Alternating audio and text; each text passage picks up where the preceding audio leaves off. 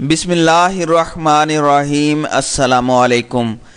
اسرائیل بھارت کی قوم پرست بی جے پی کی حکومت سے سیاسی طور پر خطرناک اسلام مخالف اتحاد قائم کر رہا ہے۔ جب انڈیا نے پہلی دفعہ بالاکوٹ پر حملہ کیا تو ایسے لگا کہ جیسے اسرائیل کا غزہ پر حملہ ہوا ہے۔ عسکریت پسندوں کے کیمپ پر فضائی حملہ، سبھی انڈین چینلز کے یہ پہلے الفاظ تھے۔ ہمیں بتایا گیا کہ ایک کمانڈ اینڈ کنٹرول سینٹر تباہ ہو گیا ہے، کئی جنگجو ہلاک ہو چکے ہیں، فوج اپنے اہلکاروں پر حملے کا بدلہ لے رہی ہے۔ ایک عسکری تربیتی کیمپ کا بیس تباہ کر دیا گیا ہے۔ بعد میں پتہ چلا کہ یہ بالاکوٹ ہے، پھر پتہ چلا کہ یہ غزہ نہیں، نہ ہی شام ہے، نہ ہی لبنان ہے، بلکہ پاکستان کا بالاکوٹ ہے۔ حیرت انگیز بات ہے کہ کون اسرائیل اور بھارت کو کیسے ملا سکتا ہے۔ خیر، اس بات کو بھولیے گا نہیں کہ تل ابیب میں قائم اسرائیلی وزارت دفاع اور نئی دہلی میں بھارتی وزارت دفاع میں فاصلہ 2500 میل کا ہے، لیکن ایک وجہ ہے کہ یہ دونوں ادارے ایک جیسے لگتے ہیں۔ کئی مہینوں سے اسرائیل بھارت کی قوم پرست بی جے پی کی حکومت سے سیاسی طور پر خطرناک اسلام مخالف اتحاد قائم کر رہا ہے، جو غیر سرکاری غیر اعتراف شدہ اتحاد ہے اور بھارت اسرائیل کے اسلحہ کی تجارت کے لیے سب سے بڑی مارکیٹ بن چکا ہے۔ بھارتی میڈیا نے یہ حقیقت ظاہر کی کہ بھارتی فضائیہ کی جانب سے پاکستان میں جیش محمد پر استعمال ہونے والا سمارٹ بم اسرائیلی ساختہ رافیل اسپیس 2000 ہے۔ خیال کیا جا رہا ہے کہ اسرائیلی ساختہ اور اسرائیل کے فراہم کردہ GPS کی رہنمائی سے چلنے والے بم سے 300 سے 400 دہشت گردوں کے مرنے کی بات شاید پتھروں اور درختوں کے ضائع ہونے کی شکل میں سامنے آ جائے۔ تاہم بھارتی فوجیوں پر بھارت کے زیر تسلط کشمیر میں 14 فروری کو ہونے والا حملہ غیر حقیقی نہیں تھا، جس کا دعویٰ جیش محمد نے کیا تھا، اور اس میں 40 سے زائد بھارتی فوجی ہلاک ہوئے تھے۔ اس کے علاوہ بھارتی طیارے کا گرایا جانا بھی جھوٹ نہیں ہے۔ 2017 میں بھارت اسرائیل کا سب سے بڑا اسلحہ کا خریدار رہا اور اس نے اسرائیلی ایئر ڈیفنس ریڈار سسٹم اور فضا سے زمین پر حملہ کرنے والے میزائل سمیت اسلحہ کے عوض 53 کروڑ یورو ادا کیے۔ ان تمام میزائل کی ٹیسٹنگ اسرائیلی فوج کی جانب سے فلسطین اور شام پر کی جا چکی تھی۔ اسرائیل خود سے وضاحت دینے کی کوشش کر رہا ہے کہ وہ اپنا ٹینک، اسلحہ اور پانی کے جہاز میانمار کے آمروں کو کیوں فروخت کر رہا ہے، جبکہ مغربی ممالک نے اس حکومت پر پابندی لگا رکھی ہے کیونکہ یہ اپنی اقلیت کا خاتمہ کر رہی ہے اور وہاں بڑی تعداد میں روہنگیا مسلمانوں کا خاتمہ سامنے آیا ہے۔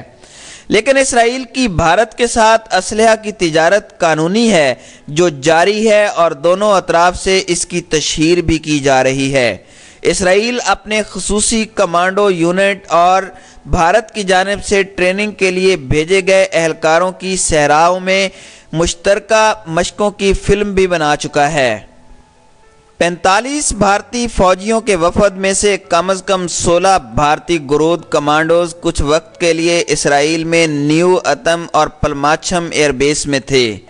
بھارتی قوم پرست وزیر اعظم نریندر مودی کے بعد گزشتہ سال اسرائیلی وزیر اعظم نیتن یاہو نے بھارت کے اپنے پہلے دورے میں 2008 میں ممبئی میں ہونے والے حملے کو یاد دلایا، جس میں 170 شہری ہلاک ہوئے تھے۔ انہوں نے نریندر مودی سے کہا کہ ہمیں ممبئی میں ہونے والے ہولناک حملے کا پتہ ہے، ہم تحمل سے ہیں، ہم واپس لڑتے ہیں، ہم ہار نہیں مانتے۔ یہ بی جے پی کا بیانیہ بھی ہے۔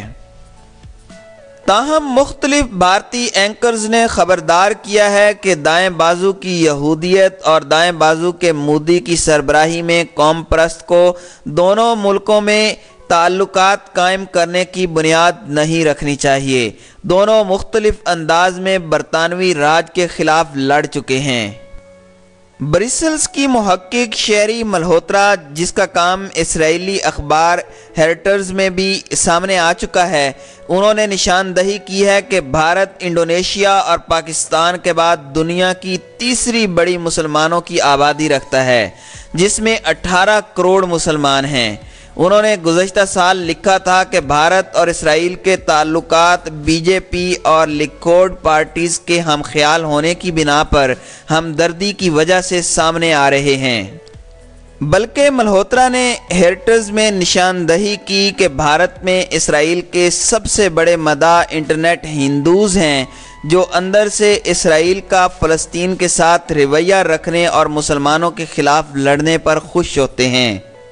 ملہوترا نے کارلٹن یونیورسٹی کے پروفیسر کا بھارت، اسرائیل اور امریکہ کے 3 طرفہ اتحاد کے مطالبے کی مذمت کی، کیونکہ یہ تینوں ممالک مذہبی دہشت گردی سے متاثر ہو چکے ہیں۔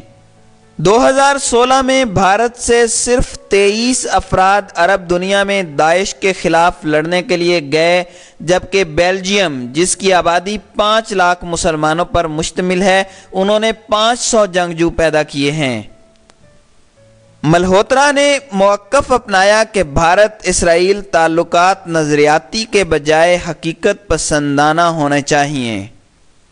تاہم ایسی صورتحال میں جب اسرائیل بھارت کو بہت زیادہ اسلحہ فراہم کر رہا ہے، یہ دیکھنا مشکل ہے کہ کس طرح یہودی قوم پرست ہندو قوم پرست کی رہنمائی کر رہے ہیں، جن کا ثبوت حال ہی میں پاکستان میں مذہبی جنگجوؤں کے خلاف استعمال ہونے والے یہ بم ہیں۔ واضح رہے کہ بھارت نے اسرائیل سے 1992 سے سفارتی تعلقات قائم کر رکھے ہیں۔ دہشت گردی کے خلاف جنگ، بالخصوص مذہبی دہشت گردوں کے خلاف ان 2 ریاستوں کا حصہ لینا بڑی بات نہیں، کیونکہ دونوں ممالک نوآبادیاتی تقسیم کا شکار تھے، جن کی سیکیورٹی کو پڑوسیوں سے خطرہ ہے۔ دونوں کیسز میں ان کی جدوجہد ملکیت حاصل کرنا یا زمین پر قبضہ کرنا تھی۔ اسرائیل، بھارت اور پاکستان کے پاس جوہری ہتھیار ہیں۔ یہ ایک اور اہم وجہ ہے فلسطین اور کشمیر کو آپس میں الجھنے نہ دینے کی اور بھارت کے 18 کروڑ مسلمانوں کو تنہا چھوڑنے کی۔ بھارت اسرائیل گٹھ جوڑ آئندہ آنے والے دنوں میں کیا رنگ دکھاتا ہے، یہ وقت ہی بتائے گا۔